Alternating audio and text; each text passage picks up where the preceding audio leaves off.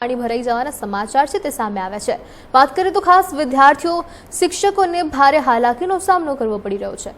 પાલનપુર શહેરમાં મંગળવારે જો આપણે વાત કરીએ તો મંગળવારે વહેલી સવારે 3 ઇંચ ઉપરાંતનો જે વરસાદ છે તે ખાબક્યો હતો અને જ્યારે વાત કરીએ તો વરસાદ ખાબકતા ઠેર ઠેર પાણી ભરાઈ ગયા હતા, જેમાં બનાસકાંઠા જિલ્લામાં પણ પંચાયત શિક્ષણ સમિતિ સંચાલિતના મુખ્ય શાળાના મીરાગેટ પાલનપુરમાં વરસાદી માહોલ છવાયો હતો। પાણી ભરાઈ ગયા હતા અને તેમજ વિદ્યાર્થીઓ તેમજ શિક્ષકોને પણ ભારે હાલાકીનો સામનો કરવો પડી રહ્યો હતો।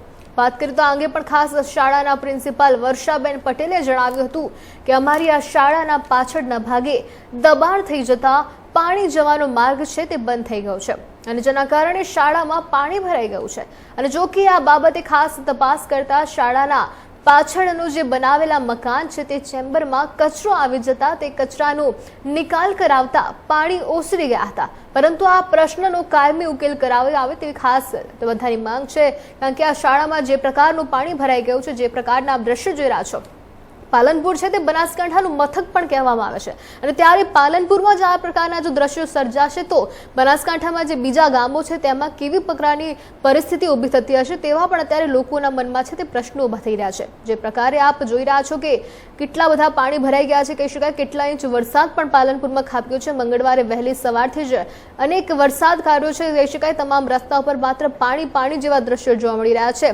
જે પણ જગ્યાએ જોઈએ આપણે નદી વહેતી હોય તેવા દ્રશ્યો સામે આવી રહ્યા છે। ખાસ આ શાળામાં પાણી ભરાઈ જતા મીરાગેટની શાળા છે, મુખ્ય શાળામાં ખાસ આ વાત છે ને ત્યારે અચાનક આટલું બધું પાણી ભરાઈ જતા શિક્ષકો તેમજ જે બાળકો છે તેમાં પણ ખાસ કહી શકાય ઘણા પ્રશ્નો ઊભા થયા છે। તે લોકો પણ હાલ હાલાકીનો સામનો કરવો પડી રહ્યો છે।